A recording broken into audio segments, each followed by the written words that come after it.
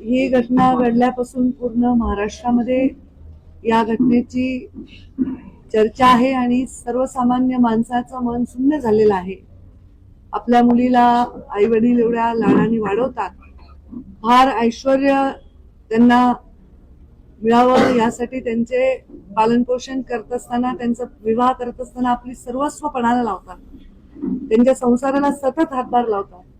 पण आपल्या मुलीचा प्राण अशा पद्धतीने गेला तर त्या आईवडिलांच्या समोर मोठं प्रश्नचिन्ह उभं राहतं. मी त्यांच्या आईवडिलांचं सांत्वन करायला आलेली आहे.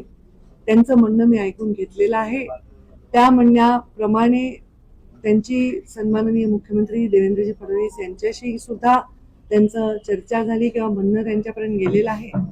आणि मी राज्याची एक मंत्री म्हणून, एक महिला म्हणून त्यांना आश्वस्त केलं आहे की त्यांच्या मनामध्ये कुठलीही शंका राहणार नाही.